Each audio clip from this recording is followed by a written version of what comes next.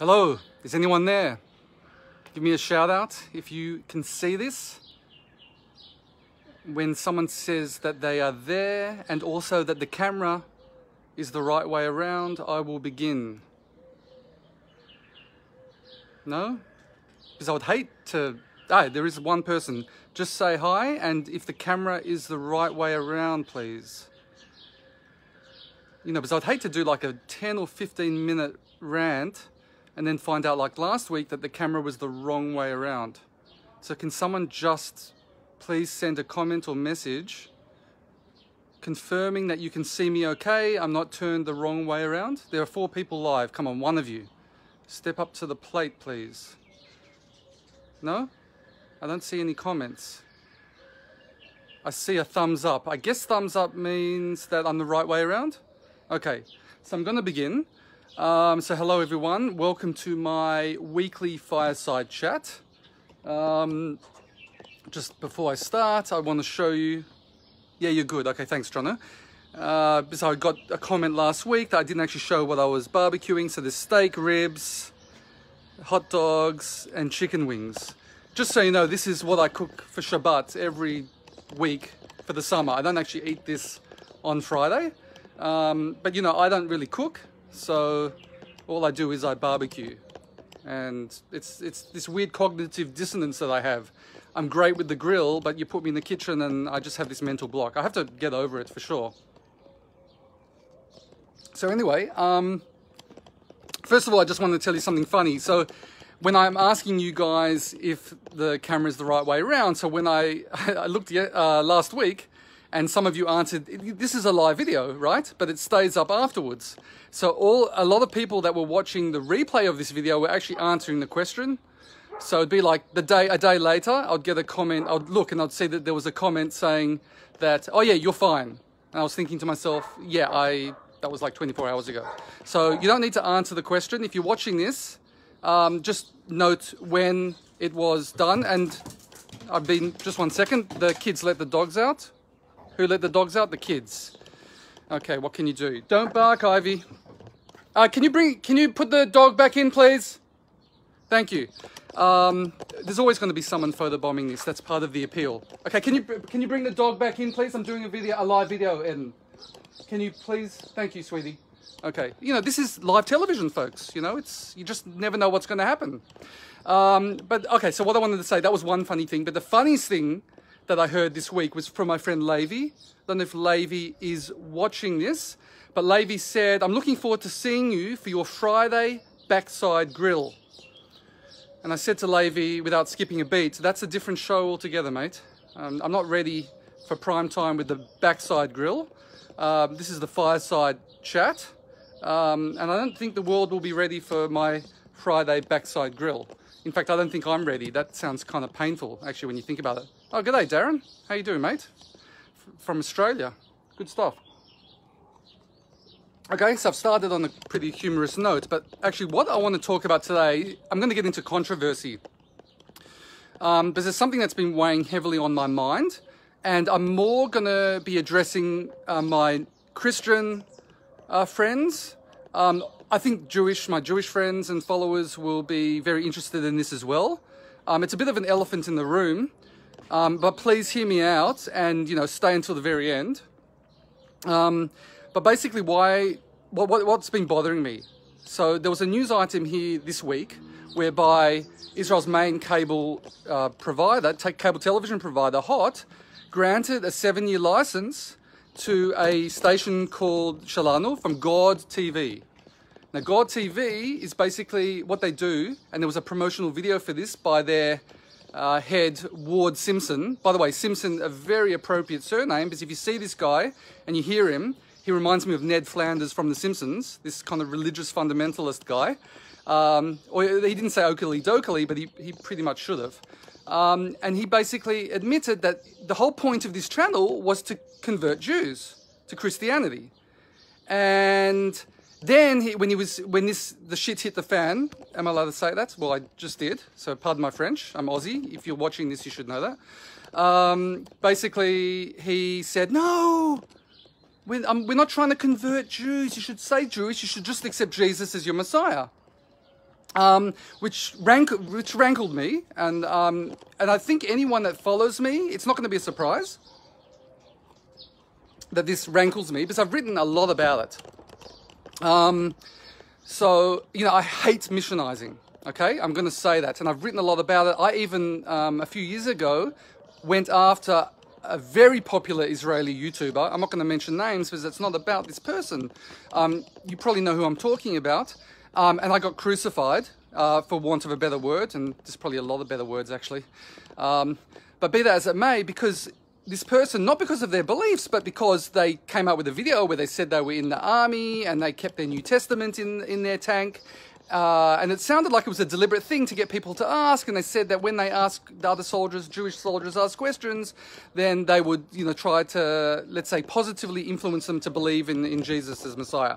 Again, if you're one of my valued Christian friends or followers, please hear me out, okay? Because this is not an anti-Christian rant in the slightest. It's an anti-missionizing rant. And what I want to do in this fireside chat today is explain why it rankles Jewish people like me.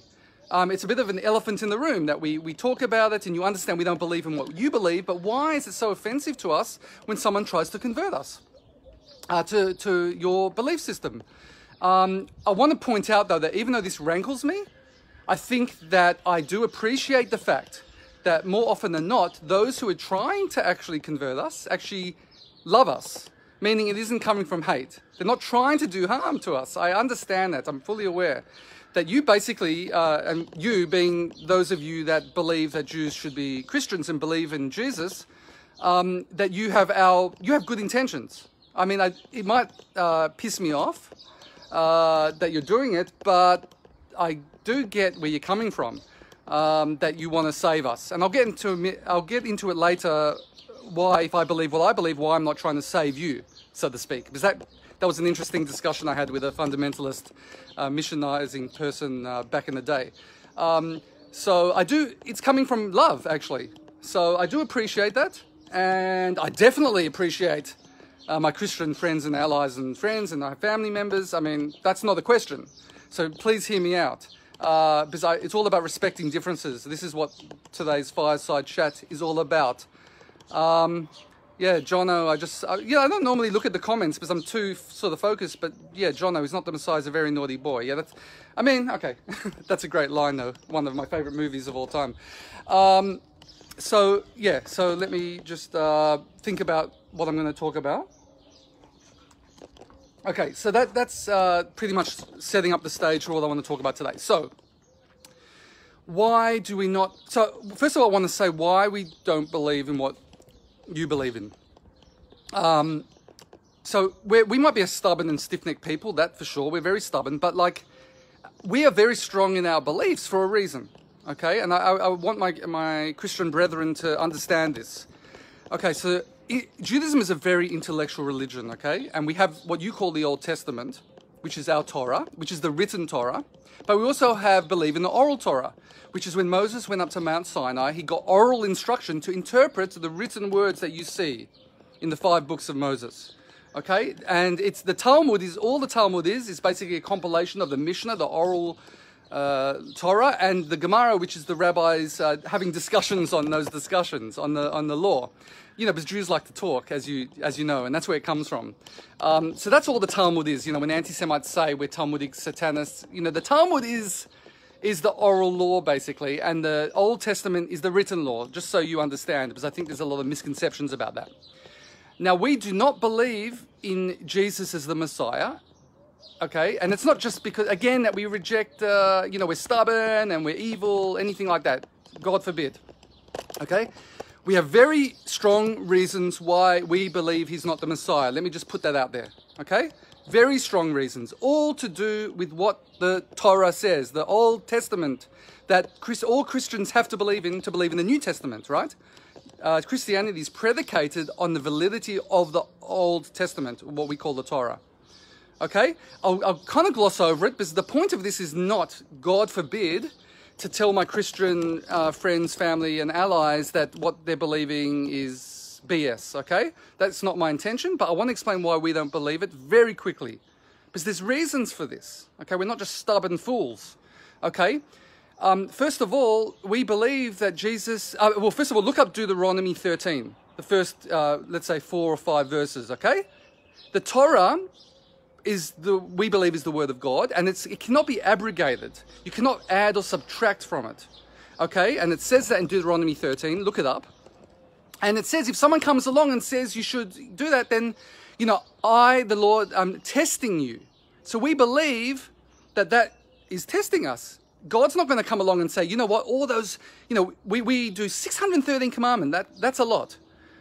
And you honestly think that God, you know, he sees that we're putting in all this effort, us crazy Jews, putting in all this effort. It's a lot of effort, trust me. You know, too much for many of us. But be that as it may, do you think that then God would say, do all this, he'll tell us, and there's all these laws and everything, and then he'll one day come along and say, you know what, forget that, and just believe in that guy, and that's it. And not only that, it gets worse than that. If you don't believe in that guy, you remember all that stuff I told you before? It's false. Believe in the guy, or you're going to hell. See, this is one of the reasons why it's very offensive to us when someone would try to missionize. Do you understand? I mean, I'm trying to give you some insight into our mindset. There's another reason as well. I'll get into that in a bit later. But do you understand? We're putting in all effort to believe in God and practice what we believe God wants based on the written law. And if you look at Deuteronomy 13, please. And then maybe you can understand one reason why we don't believe in your guy as the Messiah. Okay? Certainly not as God. God is an incorporeal being, not a human being, and that's a given for us. So that's one. There's a lot of other reasons. You know, the Messiah, there's certain criteria, like bringing world peace, like bringing everyone to Israel, establishing the third temple. That was never done, so the Messiah hasn't come. I know that my Christian brethren and allies actually believe there'll be a second coming, but there's no basis for that in the Torah, okay? And we don't believe in what you call the New Testament, so that's off the table. And there's also, you have to learn in the Hebrew. There's so many mistranslations when the Bible, like the King James, has mistranslations. The whole thing about the virgin birth, that word does not mean virgin. It means young alman. It means young woman. That's the Hebrew. And that's one thing. And then you look at Isaiah 53, the suffering servant passage, right? So if you look at all of Isaiah, but look at 52, the singular, it's very clear the singular is talking about the Israel, okay, the Jewish people, the people of Israel. So you have to look at it in context. So we believe what Christians believe is the suffering servant. That's the Jewish people. Now look at history. I mean, who has suffered more than the Jewish people with all the anti-Semitism and the pogroms? Ironically, a lot of it has to do with not accepting Jesus and Christianity. And that's my next point. So it's not just that we have these strong beliefs, okay, in our Judaism, and we're not going to believe in what you believe in based on real things, not just because we're pains in the butt, okay? But also, look at history. You cannot ignore the history. And this is another reason it's so offensive to me and so many Jews if people are trying to convert us, which is very condescending. But also, millions of us have been murdered in history. Come on.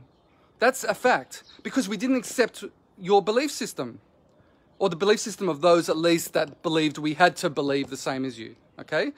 And I'm not going to apologize for that. That rankles me. And no Jew should ever apologize for it's just like the Holocaust, that we're going to have a thing about it. We're sensitive about it. Okay, of course we're going to be sensitive about it. And we don't have to apologize for it, okay? Shalom to everyone, by the way. I just looked at the comments. Again, I'm sort of in the zone, so I don't really look at the comments while I'm talking. But I hope you understand, my Christian brethren, why, I'm trying to give you some insight into why we believe what we believe and we don't believe what you believe. Okay, so, and why it's offensive to try to missionize us. So, if you are a missionary, and I know that's a minority, by the way, I know most of the Christian people that I know don't do that, okay? So this is a minority, but I'm only bringing it up because of this whole God TV fiasco this week. So it's on my mind, and I'm going to keep this real every week. So please understand where we're coming from, okay? Don't condescend to us. We know what we believe in. There's a real basis in that. Okay, and please respect our beliefs. Now, it reminds me of so you might ask the question, well, okay, you don't believe in Jesus. Why aren't you trying to save us? That's offensive. And by the way, I had this discussion with a fundamentalist Christian about a year or two ago, a Facebook friend of mine, that, you know, we had these discussions and they're like, well, I'm really offended that you're not trying to convert me. Okay, now please hear me out here. This is probably the most important part of this whole fireside chat, or as Levi would put it, Friday backside grill. Okay, so please hear me out. We believe, okay, Jewish people don't believe you have to be Jewish, okay, to go to heaven. This is very important. We're the opposite of trying to convert people. We're like, dude, do that. Do not, you know, think about this. Because this whole thing about the chosen people is not about being superior, God forbid, but it's about having this responsibility to spread ethical monotheism to the world. And we do it by keeping the 613 mitzvot, which is, trust me, and I do it, or I try to do it, you know, a big, I don't want to say burden, but, you know, it takes a lot of effort, okay? Kosher food and all sorts of, there's a lot of stuff, you know, which I used to do because I didn't grow up religious, that, you know, I do miss, but I don't regret for a second that I became an observant Jew. So we believe that it's not an exclusionist religion, okay? So everything that I just said now, and please hear me out, my Christian friends and family and followers, stay the way you are. Just don't missionize to us. Because we believe that if you believe in God and you are a good person, you're going, you know, to the good place. Okay? This is very important for me to tell you. We don't want to convert you, but we believe we have a role. We have to stay Jewish and we have to stay with our beliefs, okay? And I've explained our beliefs and why we don't believe in what you believe in that respect, but we have a lot of common ground, and let's focus on it. And there was a letter from December 2015, which was signed by about 100 or so Orthodox rabbis, okay? They were basically saying what I'm saying, that we recognize that the Christians are our partners in bringing the word of God to the world, and this was huge, that it was God's will that Christianity be formed. Okay, and this is my belief as well, you know, because there are Jewish people that will not necessarily agree with what I'm saying, that they would think that, you know, that what you believe in is completely rubbish and you should change your ways. But I don't believe that. As long as you believe in God and you're a good person. Oh, by the way, no, you can be a good person, full stop, okay? Just focus on being a good person, okay? Because although I believe in God, you know, a belief is a belief, right? You can't force someone. And this whole talk today is about respecting our differences and being tolerant of each other.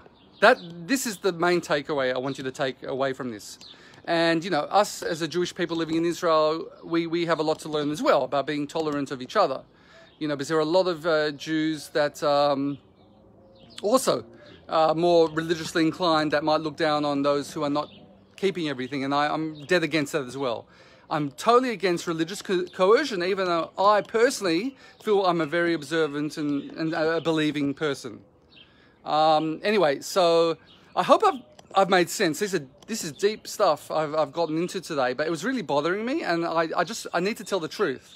And I felt there was a bit of an elephant in the room, you know, because I have written about it, and I just want, you know, my non-Jewish and I've spoken about Christians, but my Muslim and even atheist friends, I mean, to understand a bit more about what I believe, but also the fact that I believe in tolerance and that you should believe in what you want to believe as long as you don't impinge on the rights of others.